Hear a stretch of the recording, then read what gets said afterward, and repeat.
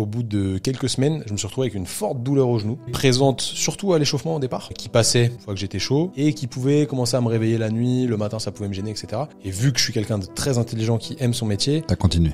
Exactement.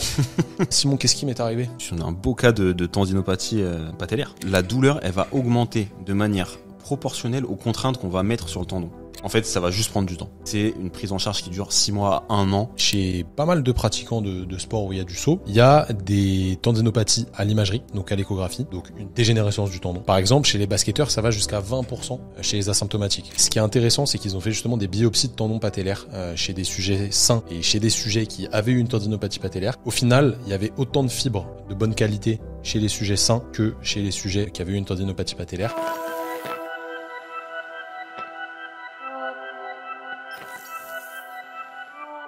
Salut les amis, j'espère que vous allez bien. Bienvenue dans le Training Therapy Podcast. Ça va JP ? Impeccable. Ça va Simon ? Toujours au top. Simon et JP, j'ai une question pour vous, les aficionados du genou. Je vais vous expliquer ce qui m'est arrivé il y a quelques années. Il y a quelques années, je me suis mis au CrossFit. Et quand je me suis mis au CrossFit, mon but, c'était de snatcher 100 kilos. Belle perf. Oh. C'était vraiment mon objectif du CrossFit, genre faire 100 kilos snatch. Depuis, je l'ai fait. On peut applaudir, bravo. Et en fait, au début, vu que j'étais très excité à cette idée-là, je faisais de l'haltéro tous les jours. Bon, 5 fois par semaine, du coup. Qui dit haltéro, dit triple flexion, dit beaucoup de vitesse, et dit légèrement de la charge. Ça dépend, j'avais pas un niveau de ouf, j'avais genre 75 en max, donc c'était pas non plus exceptionnel. Et en fait, au bout de quelques semaines, je me suis retrouvé avec une forte douleur au genou. Étonnant. Bizarre. Qui était présente surtout à l'échauffement au départ. Ah ouais. Vraiment devant le genou, qui passait une fois que j'étais chaud, et qui pouvait commencer à me réveiller la nuit, le matin ça pouvait me gêner, etc. Et vu que je suis quelqu'un de très intelligent qui aime son métier... T'as continué. Exactement. J'ai forcé. Alors certes, j'ai progressé en haltéro, mais j'avais de plus en plus mal au genou, jusqu'à ne plus pouvoir squatter librement sans m'échauffer pendant une demi-heure. Et t'as même pas passé 100. Et à l'époque, j'ai pas passé 100. J'ai passé 100 des tard. lustres après. Des lustres. Ça fait bientôt 1 an que j'ai passé 100. C'était un jour béni des dieux. Simon, qu'est-ce qui m'est arrivé ? Bah, je pense que là, si on a un beau cas de tendinopathie patellaire. Yes. Est-ce que c'est fréquent cette pathologie ? C'est très fréquent en fonction des sports pratiqués, beaucoup dans les sports de saut, volley, basket, forcément. C'est le jumper knee dans la littérature. Yes. Et aussi dans les sports avec une grosse composante pliométrique, sans forcément avoir des sauts verticaux comme sur le basket et le volley, sur des sports comme le triple saut, là où on a une composante quand même assez horizontale, et aussi sur des sports comme l'haltérophilie, et donc le crossfit par je sais pas comment dire, mais par le lien, voilà. par lien direct, voilà. Bah évidemment, Causalité. triple flexion, donc étirement du quadri avec contraction vitesse. excentrique et surtout grosse vitesse et rebond charge. et charge. Donc en vrai, c'est limite Là, le on pire, est je crois. dans le combo. Ouais, et amplitude, parce que... Ouais. Grosse amplitude, Voilà. carrément. Donc, je pense que c'est important d'ailleurs de dissocier le profil de tendinopathie qu'on va avoir. Est-ce qu'on est sur un profil plutôt sur triple flexion ou plutôt sur réception de saut avec peu d'amplitude ? Parce que ça va nous donner un axe de rééducation différent sur la fin de prise en charge notamment et sur la remise en charge progressive qu'on va devoir faire. Sur un patient qui est basketteur ou volleyeur, on va plutôt rester la majorité du temps, parce qu'on va aller chercher d'autres secteurs angulaires, mais on va plutôt rester la majorité du temps sur une légère flexion de genou. Bien sûr, le traitement principal, ça va être le renforcement musculaire du quadriceps et même, j'irai plus loin, de la triple flexion. Pourquoi ? Parce que à partir du moment où sur la réception de notre saut, on va pas utiliser notre triple flexion et donc l'ensemble des muscles qui gèrent cette triple flexion, on va venir mettre potentiellement une contrainte plus importante sur l'une ou l'autre des structures. Et donc, cette contrainte plus importante, elle va avoir peut-être pour conséquence de causer, in fine, la tendinopathie rotulienne. Alors que si on avait une belle triple flexion, on aurait réparti les contraintes équitablement, entre guillemets, et non pas de manière égalitaire, équitablement, entre la hanche, le genou et la cheville. En l'occurrence, donc, on va plutôt se concentrer dans un premier temps sur les premiers degrés de flexion, sur une pathologie, un jumper knee classique. Okay. Par contre, sur les profils haltéro CrossFit, si on se concentre sur les premiers degrés de flexion, on va clairement rater le secteur angulaire qui est problématique. Généralement, le patient, il va décrire une douleur en fin de flexion de genou, en position de squat, bien souvent. Peut-être aussi en début de flexion de genou quand il descend les escaliers, c'est fort probable même. Mais sur la fin de prise en charge, on va être obligé d'aller chercher cette fin d'amplitude. Cette fin d'amplitude, on va aller là. Parce qu'en fait, ils vont avoir mal dans l'escalier parce qu'ils ont mal déjà à la base en fin d'amplitude, quoi. Exactement. Et donc, forcément, la rééducation elle va être un petit peu différente. Ce que j'aimais bien mettre en place sur les fins d'amplitude, c'est tous ces exercices qui vont aller vraiment solliciter le droit fémoral avec une grosse flexion de genou, comme le Pullman leg extension. Avec une extension de hanche, du coup. Avec une extension de hanche, ouais. Où on va être à genoux et on va se pencher en arrière en gardant son extension de hanche, en allant chercher l'amplitude maximale. Et c'est ce qui va potentiellement aller se rapprocher le plus de la contrainte du sport. Parce qu'au final, c'est ça qu'on veut. Quoi qu'il arrive dans la rééducation, c'est se rapprocher de la contrainte du sport pour rendre le patient plus fort dans sa contrainte spécifique. Exactement. On essaye en fait de trouver des moyens, des chemins de traverse pour aller au même endroit. Exactement. Au Mordor. Vers le Mordor. Je sais pas encore. T'as pas, mais mec, le Seigneur des Anneaux, quand même. Ah non, c'est trop long pour moi, je m'endors, c'est chiant. Arrête. Même moi, je l'ai, je l'ai Mordor. même pas vu. C'est la route finale. Pour aller, vers là où dans la montagne du destin. Là où il y a l'œil, tout ça. C'est ça, le Mordor, mec. Pas ce signe, mec. Ah, pardon. Attention, il est très, on va pas le voir à la caméra. Donc voilà. Attends, j'ai une autre question avant. Vas-y. Comment on diagnostique la tendinopathie patellaire? Alors, tendinopathie patellaire ou rotulienne, il faut la distinguer de la tendinopathie quadricipitale. En soi, ça va pas changer grand-chose dans la rééducation. Mais c'est une douleur à la palpation, à l'étirement et à la contraction. Dans 99% des cas, il y a une problématique de gestion de la charge d'entraînement. Quoi qu'il arrive, c'est souvent le cas d'ailleurs sur les pathologies du membre inférieur non traumatiques. Du membre sup aussi. Ouais. Ce qui est intéressant aussi de préciser, c'est que par rapport au syndrome fémoro-patellaire, la douleur elle va plutôt être ponctuelle. Elle est localisée. Voilà, très localisée, alors que le syndrome fémoro-patellaire, c'est quelque chose de plus diffus. Et ouais. Et il y a aussi un truc là-dessus, c'est que la douleur, elle va augmenter de manière proportionnelle aux contraintes qu'on va mettre sur le tendon. Ça, c'est un truc qui est assez intéressant. Carrément, ouais. C'est-à-dire que ton patient, il a mal quand il fait un drop jump, donc il est sur une marge de 10 cm, il réceptionne, il a une douleur à 2/10. Si tu le fais sauter d'1 mètre et réceptionner, il doit avoir plus mal. Une tendinopathie rotulienne. Même ça, si c'est très intéressant d'ailleurs. Ce qui n'est pas le cas pour le syndrome fémoro-patellaire. Exactement. Et même en fait, quand on parle de contrainte, en réalité, on parle de charge, de vitesse et d'amplitude. Ouais. Donc, il a plus mal sur une amplitude complète de squat que sur une demi-amplitude, et il a aussi plus mal sur un squat rapide que sur un squat lent. Exactement. Par exemple. Donc, faut vraiment tester pour moi ces trois trucs-là.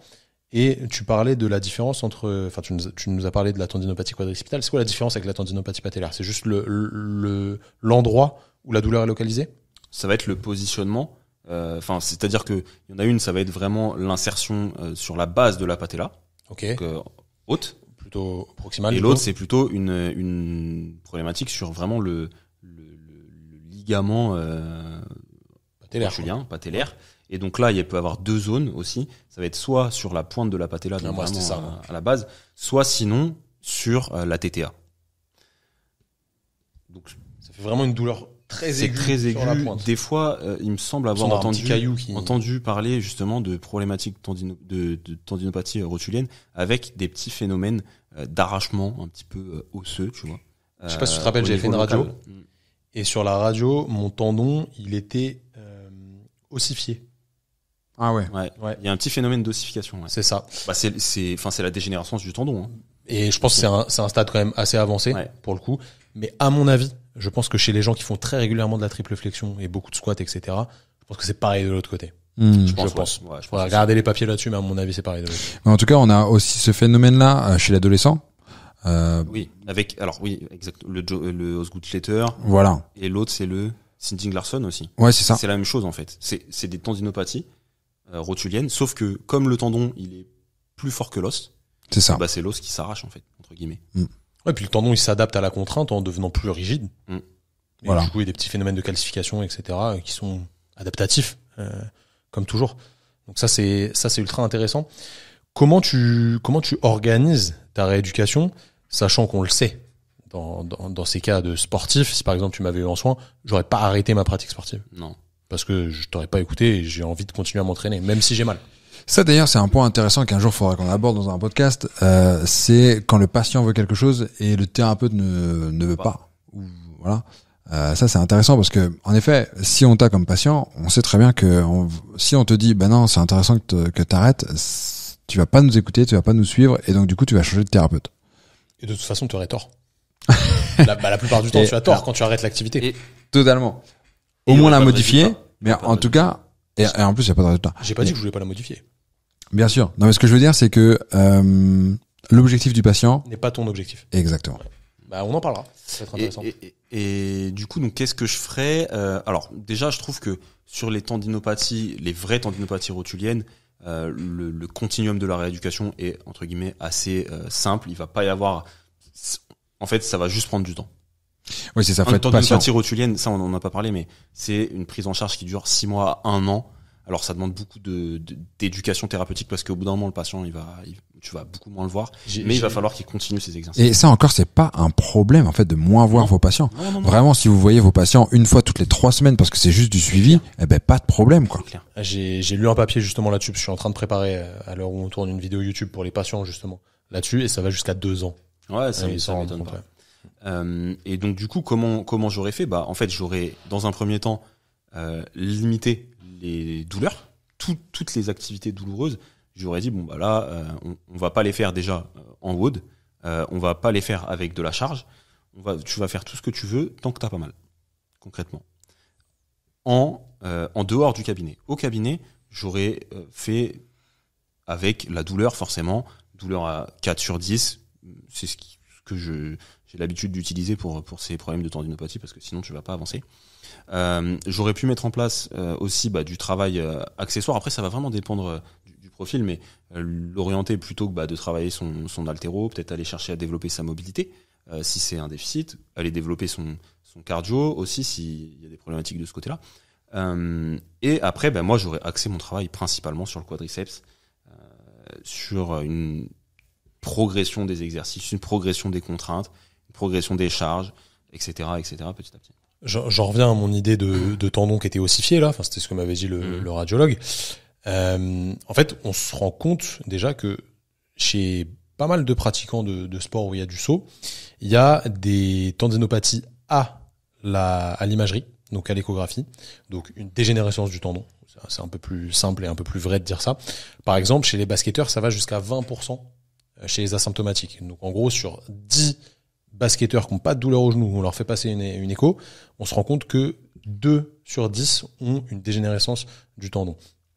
Est-ce que ça veut dire qu'il faut se concentrer justement sur le tissu qui est abîmé, ou faut plutôt voir ce qui n'est pas abîmé? Imaginons qu'on voit ça comme un beau donut avec un trou au milieu, genre le trou ce serait le tissu qui est abîmé, les fibres qui sont dégénératives, etc. Et le reste c'est le tissu sain. Je pense que c'est-à-dire dans la rééducation, sur quoi on va se concentrer. Ouais. Je pense qu'il faut se concentrer sur le tissu sain qui va prendre le relais dans un premier temps par rapport au tissu lésé, et après, sur du long terme, le tissu il va se remodifier et se restructurer entre guillemets pour redevenir un tissu normal. Et ça c'est très intéressant. J'avais une tendinopathie à la patte doigt et j'avais été voir un échographe qui avait vu que j'avais 2 croisés, voilà. Et en même temps, il en avait profité pour me faire une écho au niveau du tendon rotulien, qui avait été le site d'honneur pour mon opération du croisé, pardon.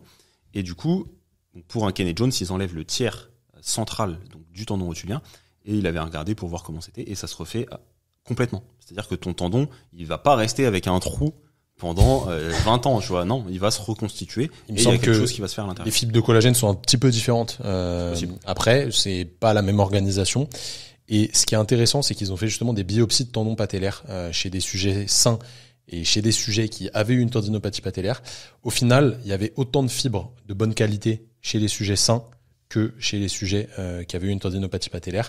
Donc ça veut dire que les fibres qui restent, elles se réorganisent et elles se recréent en volume et en nombre pour suppléer. Donc c'est quand même intéressant, ça montre que sur le long terme, il y a de l'adaptation. Et on a souvent parlé de cette étude dans ces podcasts, mais il y a une étude de Rio qui a été faite en 2018 où ils évaluent un petit peu les changements tissulaires à partir de quand on voit de la modification structurelle sur le corps musculaire, sur le tendon. Il s'avère que la modification structurelle réelle au niveau du tendon, elle est visible qu'à partir de 6 mois de rééducation et de surcharge. Donc, en réalité, avant, le patient va aller mieux, mais il n'y aura pas vraiment de modification réelle sur le tendon, parce que ça prend beaucoup de temps pour se mettre en place.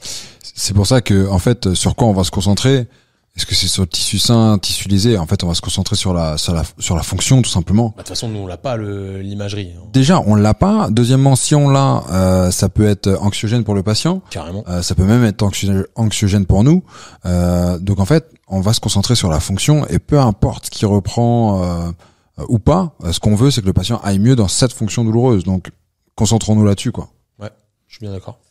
Et pour moi, après, dans la rééducation, il y a un gros travail de pliométrie à faire. Ouais, justement, si on devait partir du début jusqu'à la fin, sachant que la fin, en vrai, c'est quand même le plus complexe. Ouais. Pour pas qu'il y ait des petites douleurs résiduelles, c'est toujours un peu chiant, ça.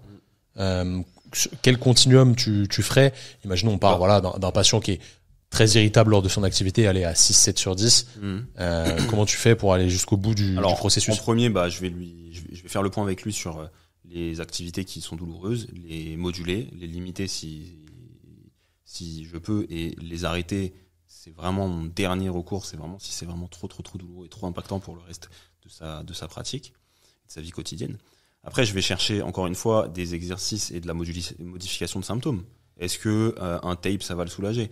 Est-ce que le fait d'activer les fessiers ça peut le soulager? Pourquoi pas? Sur du renforcement musculaire, ça peut, sur une tendinopathie rotulienne, on peut avoir des impacts comme ça qui vont nous permettre d'après de pouvoir faire notre renforcement musculaire. Est-ce que l'isométrie ça va le soulager? Parce que ça fonctionne vraiment bien sur les tendinopathies. Donc, je vais chercher ça. Et puis je vais commencer ma remise en charge progressive tout doucement avec, dans un premier temps, du tempo lent, forcément, parce que le tempo lent, il va moins mettre en contrainte le tendon. Et puis petit à petit, je vais augmenter mon amplitude, qui va permettre de mettre plus d'étirement sur le tendon. Je vais augmenter la charge pour mettre plus de contrainte aussi sur le tendon, et le tempo petit à petit. Ce que je vais chercher à faire, c'est à remettre beaucoup de vitesse, forcément. Je vais aussi aller chercher à développer, comme on l'a dit, on en a parlé au début, la mobilité, voir s'il n'y a pas un déficit sur la hanche, sur la cheville ou sur le genou qui pourrait expliquer une mise en contrainte plus importante du quadriceps. Pourquoi pas aussi aller analyser la technique et le contrôle moteur. Si mon patient il a un mauvais schéma moteur sur de la réception de saut, je vais pouvoir aller le corriger aussi pour aller réorganiser entre guillemets les contraintes. Ouais, s'il se penche pas du tout vers l'avant sur ses réceptions de saut, forcément il met plus d'étirement sur son droit fémoral et du coup sur le tendon indirectement. Ça va mettre des contraintes sur le quadri et c'est aussi un facteur de risque pour se faire un ligament croisé d'ailleurs. Voilà, et petit à petit, donc je vais vraiment augmenter la vitesse, augmenter l'amplitude pour retourner dans la problématique du geste sportif. Et là, je vais avoir deux cas. Plutôt le cas jumper knee classique, où je vais faire beaucoup de travail de pied, travail pliométrique, beaucoup de faible amplitude, mais à haute vitesse et à haute fréquence potentiellement. Et je vais avoir le profil plutôt haltérophile crossfit, où là, je vais aller chercher beaucoup de fin d'amplitude et surtout, je vais être très vigilant sur la remise en charge de sa pratique sportive. Et là, l'avantage, c'est que par ma pratique personnelle, je vais pouvoir l'aiguiller sur la remise en charge parce que le sportif, quand il a plus mal, tu lui dis c'est bon, tu peux reprendre ta pratique sportive.